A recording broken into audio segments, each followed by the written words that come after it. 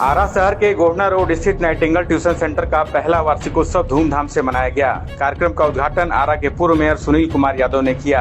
इस मौके पर ट्यूशन सेंटर के निदेशक मनोज कुमार पांडे ने आगत अतिथियों का शॉल और बुके देकर सम्मान किया। ट्यूशन सेंटर के डायरेक्टर मनोज कुमार पांडे ने बताया कि आज बड़ा हर्ष का विषय है कि हमारे कोचिंग सेंटर ने 1 साल का कार्यकाल पूरा कर लिया है। इस दौरान कई विषम परिस्थितियों का भी सामना करना पड़ा, लेकिन मैंने अपनी हिम्मत नहीं खोई। यही वजह है कि महज 1 साल के छोटे कार्यकाल में आज यह संस्थान धीरे धीरे प्रगति के पथ पर अग्रसर है। उन्होंने बताया कि मैं आने वाले दिनों में इस कोचिंग सेंटर में और भी सुविधाओं को बढ़ाऊंगा, जिससे बच्चों का सर्वांगीण विकास हो। कार्यक्रम में उपस्थित बतौर मुख्य अतिथि आरा के पूर्व महापौर सुनील कुमार यादव ने बच्चों को अपना आशीर्वाद प्रेषित करते हुए कहा कि मनोज जी से मेरे पारिवारिक संबंध है। 1 साल पहले उन्होंने जब मुझे कोचिंग सेंटर खोलने के लिए सलाह मांगा था, तो मैंने ही बड़े हर्ष के साथ ही अपनी हामी भरी थी।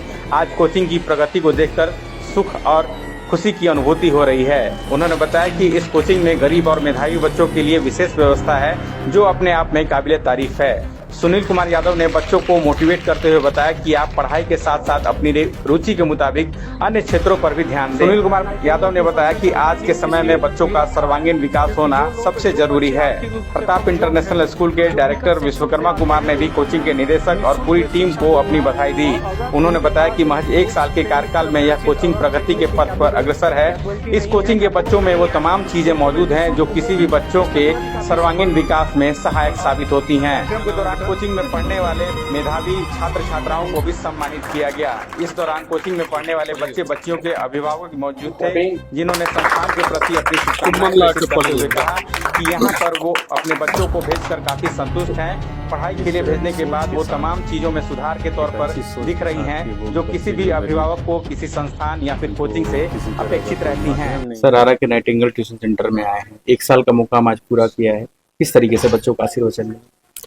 देखिए, आज नाइटिंगेल ट्यूशन सेंटर का एनुअल फंक्शन है और हमने कहा कि जिस दिन शुरू में ही जब मनोज बाबू हमारे पास आए थे और अपना राय हमको दिए थे, तो हमने बहुत खुशी हुआ ये जानकर के इनका ऐसा सोच है गरीब बच्चों को पढ़ाने का, उनको मदद करने का, बच्चों को आगे बढ़ाने का। और आज हम 1 साल बाद आके देख रहे हैं कि अपने जो लक्ष्य है उसमें बहुत हद तक कामयाब हुए हैं और आगे बहुत मेहनत करना है। लेकिन जो बच्चे हमारे यहाँ पे देख रहे हैं, जो संख्या 0 था आज 40 के करीब है, तो बहुत अच्छा है और बच्चे भी खुश है। इतना 90% से अबव अटेंडेंस है और हम चाहते हैं कि हमारे बच्चे खूब मन लगा के पढ़े, आगे बढ़े, हमारे राज्य का, हमारे देश का नाम रोशन करें। शहर का ये प्रोग्रेसिव इलाका है, इस इलाके में ऐसे कोचिंग कितने मायने रखते हैं, खास करके वैसे पेरेंट्स के लिए जो मुख्य शहर में जाने में थोड़ा उनको परेशानी होती है?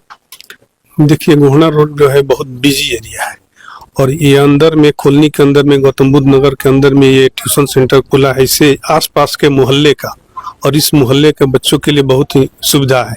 कोई भी बच्चा कहीं से आके ट्यूशन सेंटर में आ सकता है, उसको रोड पे जाने की जरूरत नहीं है। और जितने ट्यूशन सेंटर खुलेंगे, जितने स्कूल खुलेगा, उतने ही गार्जियन और बच्चों के लिए फायदेमंद है। उतने कंपटीशन की भावना होगी, उतने अच्छे अच्छे टीचर आएंगे, बच्चे मन लगा के पढ़ेंगे, आगे बढ़ेंगे, तो बहुत अच्छा चीज है। तो देखिए कि स्कूल के संचालक हैं, प्रतिष्ठित स्कूल के, बच्चों को प्रॉपर गाइडेंस स्कूल के बाद किस तरीके से देनी चाहिए ताकि जो एक रिदम है वो बना रहे? सबसे पहले तो मैं मनोज जी को धन्यवाद दूं कि उन्होंने अपना एक कोचिंग खोला जिसका आज 1 साल पूरा हो गया। और मुझे इतना जरूर पता है कि जब हम कोई भी काम नया शुरू करते हैं तो उसमें कितनी तरह की परेशानियां आती हैं। और ये ज़रूर है कि आज इनके पास 37, 38, 40 जो भी बच्चे हैं, लेकिन मुझे उम्मीद है कि ये बच्चे 40 से 400 भी हो जाएंगे और बहुत जल्द हो जाएंगे। क्योंकि होता ये है कि हम कर्म से जाने जाते हैं। शिक्षक अपने एजुकेशन, अपने पढ़ाई, अपने पढ़ाने के तरीके से जाने जाते हैं। जैसे जैसे बच्चों को उनसे उनका प्रॉब्लम सॉर्ट आउट होता जाएगा, उनको उस तरह की जो भी चीज वो चाह रहे हैं कि मुझे ये बताया जाए और वो उस तरह से बताया जा रहा है, उनको समझ में आ जाए। टीचर सब लोग नहीं हो सकते, हम लोग टीचर नहीं हो सकते। टीचर की एक अपनी क्वालिटी है, वो एक कला है। जिस तरह से क्रिकेट खेलने के लिए हर किसी का कला, धोनी का अलग है और सूर्य कुमार का अलग है और सचिन का अलग है, वैसे ही टीचर का अपना अपना एक तरीका होता है पढ़ाने का। कुछ टीचर ऐसे होते हैं जो बच्चों के दिल में घुस जाते हैं पढ़ाई के माध्यम से। तो मुझे जहाँ तक ये आशा है कि ये लोग अगर अच्छे से पढ़ा रहे हैं, बच्चों को समझ में आ रहा है, तो ये 40 से 400 हो जाएंगे। और मेरी शुभकामना है इनको कि ये लोग अच्छा फ्यूचर हो, अच्छी जगह पे जाएं और अपने स्कूल का, अपने घर का, अपने समाज का, अपने टीचर का, सबका नाम रोशन करें।